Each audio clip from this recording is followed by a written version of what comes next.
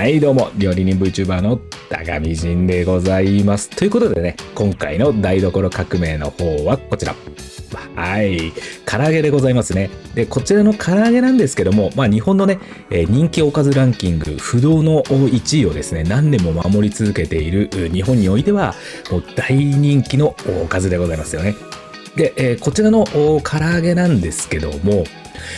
皆さん自宅でやられる際はもも肉で作ること多いと思います。で、胸肉でやるとパサついてしまうとか火入れが難しいよねとか出てくると思うんですけども、今回はもも肉、胸肉両方のね唐揚げの作り方をお見せしたいなと思っております。じゃあね、早速作り方の方行ってみましょう。それじゃあ皆さんのグラフィックボードの方をインフィニティにします。じゃあいきますよ。せーの、おー。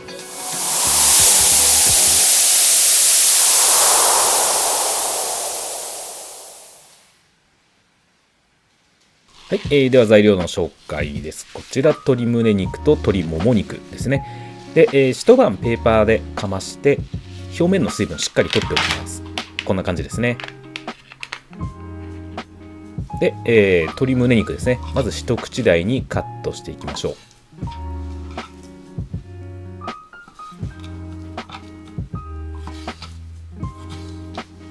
で、もも肉の方も一口大にカットしていきます。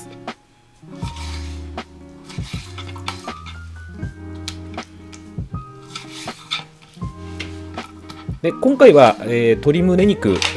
は皮を外して、もも肉は皮をつけたままでいっております。そこはもうお好みで結構ですね。で、だいたいこれぐらいのサイズになっていれば OK です。こんな感じですね。で、そこに醤油で生姜、ニンニクですね。で、こちらみりん。みりんは本当に少々で大丈夫ですね。で、それをよく混ぜ合わせていただきます。こんな感じですね。これが基本のマリネ液になりますね。で、こんな感じで全体になじませてあげて、こんな感じですね。で、深めのバットの中に入れて、こんな感じで慣らしておいてください。で、もも肉も同じように同じ割合のマリネ液でこんな感じで深めのバットに入れていきます。で、落としラップをしまして一晩ね寝かせます。こんな感じで空気を抜くようにラップしていただければ OK です。胸肉の方も同じように空気を抜くように落としラップをしていってください。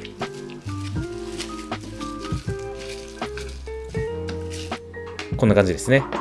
で、ラップをしてもらって冷蔵庫で寝かせていただければ OK です。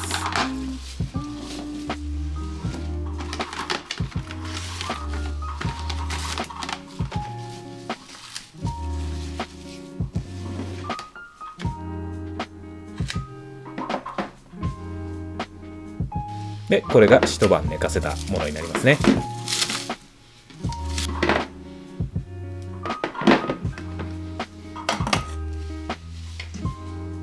で、こちらは片栗粉で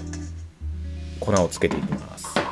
で、こちらの方もまた後ほど。まずは170度で熱したところにこちらのね片栗粉まぶした唐揚げもも肉を入れていきます。で、こんな感じでね揚げていきます。で、一旦ここで引き上げます。泡が小さくなり始めてきたら一旦引き上げます。そんなに長い時間はかけることはありません。まずはね、少し泡が小さくなってきたなと思えば揚げてもらって、で、この時にね揚げかす等あればしっかり取ってあげてください。油がね劣化する原因になりますので。で、ここから5分寝かせていきます。で、5分経ちましたらまたこの時にだいたい185度ぐらいの温度になった時がいいですね。ちょっとした高温で2度揚げしていきます。で、だいたい30秒ぐらい、このね唐揚げの衣の部分の水分をもう一気に出してあげて、で、これで OK ですね。では次に胸肉の方の衣を作っていきます。マヨネーズと薄力粉、そして粉チーズとでベーキングパウダーになります。でマヨネーズを入れまして、粉入れチーズ入れまして、ベーキングパウダーで最後に薄力粉を入れます。でよく最初はね、ゆっくり混ぜていってください。粉が飛び散ることがありますのでね、ゆっくり混ぜていきまして、全体が混ざってきたらしっかり練っていってください。でこの時にですね、マヨネーズ自体の全体的にボソボソしたり分離したような状態になります。でそうしましたら、そこで少し水を入れていきます。で合わせていくことで乳化していきますので、分離はしますけども、これはですね、粉が一気にマヨネーズの水分を吸ってしまって、油が上に出てしまうっていう状況なんですけども、水を足してまた混ぜればこんな感じでね、しっかりつながりますのでご安心ください。で多少分離しても問題はありません。ここはお好きな、このね硬さでいってもらって OK です。で胸肉の場合は、こういったね形で一度水分を表面取ってあげてください。必ずで取ってあげてから、ここにね薄力粉を薄くまぶしていきます。では175度ぐらいの温度で揚げていきます。これね薄力粉をまぶした状態です。でそこにこれを絡めていただければ OK です。であとは揚げるだけです。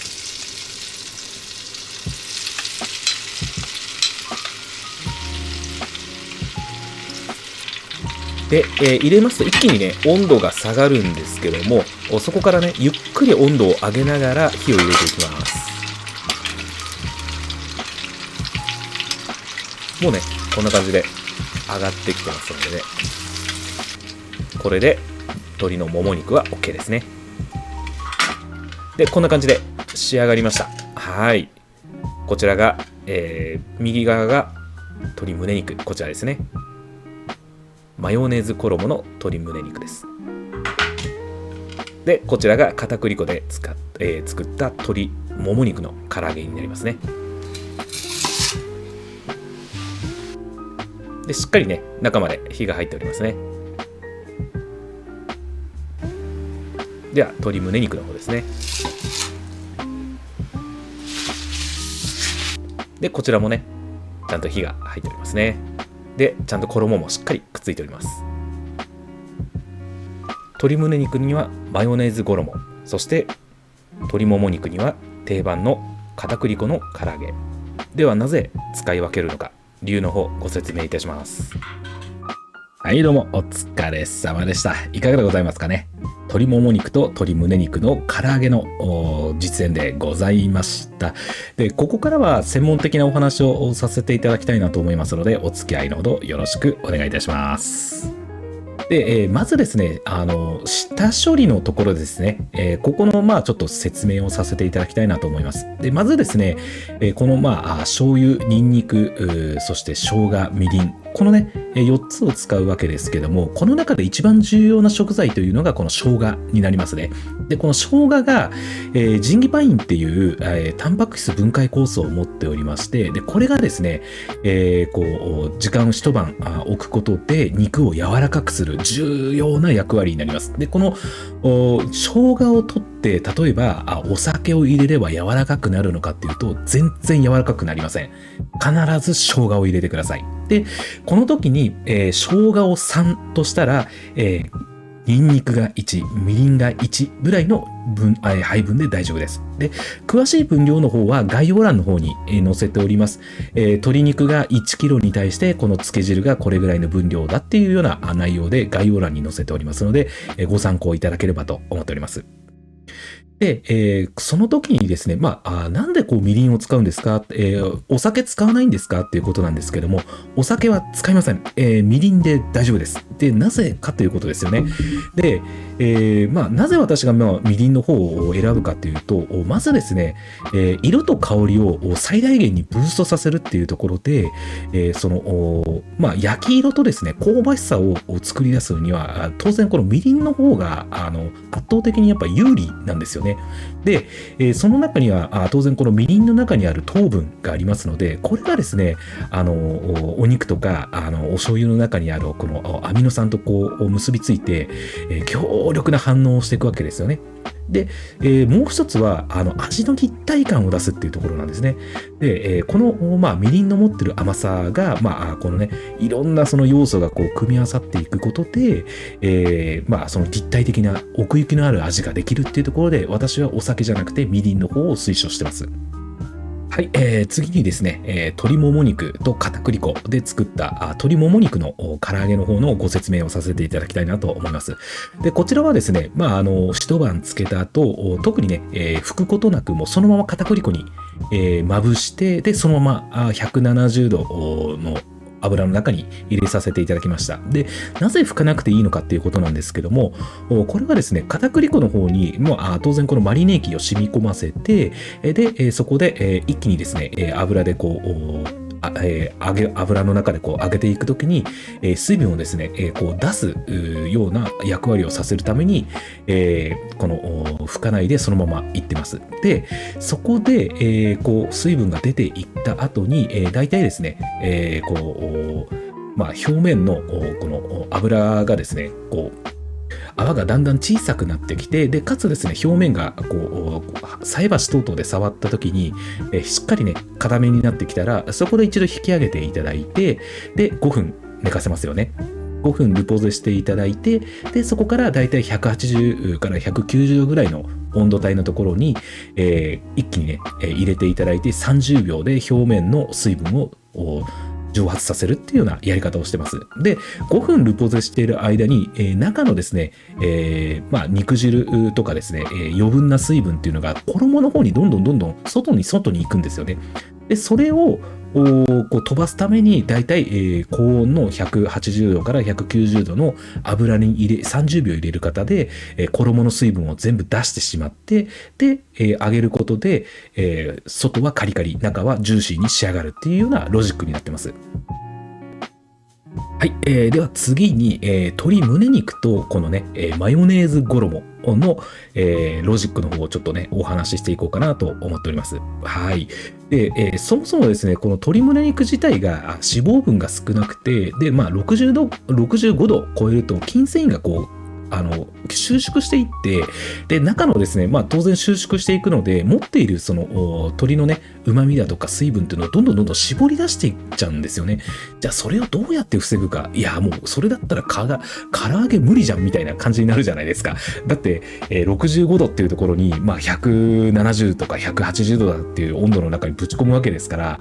当然筋繊維がどんどん小さくなるから、だから鶏胸肉の唐揚げはうまくねえんだよってこうなると思うんですよね。じゃあそれをどうやって防ぐかっていう時に、このマヨネーズ衣が出てくるわけですね。で、どういうことかっていうところを今からお話ししていきます。で、このね、マヨネーズに、このね、ベーキングパウダーを加えることで、当然ガスを発生させます。で、ガスを発生させるんですけども、当然ガスを発生させるだけでは、当然このね、骨格がないので、ただふわーってね、油に散っちゃうので、そこでね、間違いなく、その、薄力粉をこうね、加えることで、まず骨格、その、衣の骨格を作るっていうところで、確実にこの、薄力粉を入れてます。で、薄力粉を入れることで、このね、ベーキングパウダーがこう膨らんでいった時に、このね、空気の層ができていくわけです。つまり断熱材なんですよね。で、この断熱材ができることで、中のこのね、鶏胸肉のところにダイレクトに熱がいくわけじゃなくて、その断熱材を介して熱が入っていくので、中で蒸されるような状態になってくるわけですね。で、私、170度ぐらいの温度に入れたところから、だいたい130度ぐらいまで温度が一旦下がったと思うんですよ。で、そこから徐々にね、温度が上がるように、火を上げてってもらえればっていうようなご説明をさせていただいてるんですけども、それによって、ゆっくりね、鶏胸肉に火が入っていきますので、柔らかく仕上がるっていうのが、このロジックになってきます。では、この時に、なぜね、このマヨネーズ衣の中に粉チーズを入れたかっていうことなんですね。で、これには、2つの理由がありまして、で、まずですね、一つ目の理由としては、表面の色づきを促進させるっていうところと、あと香ばしさとチーズ自体が持っている、このね、旨味をブーストさせるっていうのがまず一つ目の理由になります。はい。で、もう一つは、この鶏胸肉は一度マリネした後拭いてますよね。拭いてますので、表面のそのマリネ液の味がないわけなんですよね。ですので、鶏もも肉の唐揚げに比べると味が薄まるっていうようなイメージなんですよ。で、それをこの粉チーズの塩気の衣で、あとマヨネーズの塩気で、補っているっていうところになるんですよね。ですので、ここで、粉チーズを入れるっていうロジックはそこになってきます。はい。はい、ここからがね、マヨネーズ衣のお話の中の本丸になってくるんですけども、このマヨネーズ衣を作るときにそこそこ、ちょっと水をね入れて、つけやすい粘度まで持っていったところはお見せしていると思うんですけども、おそらく料理をやっている方々からすると、あれ、それだったら水じゃなくて炭酸水の方がいいんじゃないのっていう、お話になってくると思うんですね。で、これは実はこのマヨネーズ衣に関しては、ベーキングパウダーが最適解になります。ではなぜかっていうお話になってくるんですけども、まず炭酸水でやってしまうと、衣を作っている最中にまずここで気が抜けてしまうんですね。で、気が抜けてしまうということで、あまり理想のこのね、ガスが発生しなくて、中途半端なガスの発生の仕方になってしまうんですね。で、これが相手がマヨネーズであるからっていうところもあります。これが例えば紅液であれば特に問題はないんですけども、対マヨネーズになってくると、またね、粘度があったりとか、油分の問題とか、いろいろ加味されてきて、実は炭酸水の方はあまり相性が良くないっていうものになってきます。では、ベーキングパウダーの方はどうかっていうと、このベーキングパウダーは、マヨネーズ自体が酸性になるので、この酸性と反応してガスを発生させる性質があるんですけども、それだけじゃなくてですね、相性はいいっていうのはあるんですけども、実は熱を加えた時に反応してガスを発生させるっていう性質があります。ですので、このね、最も膨らんでほしいタイミングで確実にこのスポンジ構造を、断熱材ですよね、を形成するっていうところで、ベーキングパウダー一択になってきます。ここはね、間違っても、この炭酸水ではなくて、このね、ベーキングパウダーを使うことっていうのが、このマヨネーズ衣の最も革新のところになってきますので、ご注意いただければと思いますので、よろしくお願いします。はい、以上がね、この鶏もも肉と鶏胸肉の唐揚げのお話でございました。で、油のね、例えば何度も使った時のこのデッドラインだったりとか、油の扱い方、そして掃除の仕方等々はね、こちらの動画に、こちらの動画の方にね、いろいろ解説入れておりますので、一応ね、興味ある方は概要欄にリンク貼っておきますので、ぜひね、お試しください。はい。で、こちらのね、唐揚げ、もも肉の方に関しては、本当にこれ、高見家のレシピまんまです。ですので、これ食べてもらえれば、高見さんって大体こんなもん食ってんだみたいなね、感じで、もうこれ完全高見家オリジナルのレシピになりますので、よろしくお願いします。で、このマヨネーズ衣に関しましてはちょっとエピソードがありまして、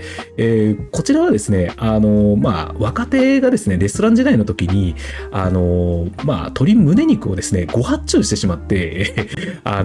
ちょっと多めに来ちゃったんですよね。で、それをなんとかまかないで処理するっていう時に、私の方でなんとかしてあげようかなと思って、唐揚げをこうやっていったんですけども、最初ちょっとうまくいかなかったんですよね。で、それでベニエにしたらどうかっていうところでやっていって、で、ベニエタイプにしたんですけども、それでもやっぱりうまくいかないんですよね。で、その時に粉チーズ入れたらうまくなるんじゃねえのなんて話をしてたら、実際やったらこれが大当たりして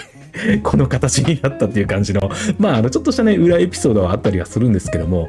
実はですね、この鶏もも肉と鶏胸肉、このね、2つの唐揚げで言うと、実は胸肉の方が柔らかいです。はい。これ結構驚きなんですけども、胸肉の方が柔らかくてね、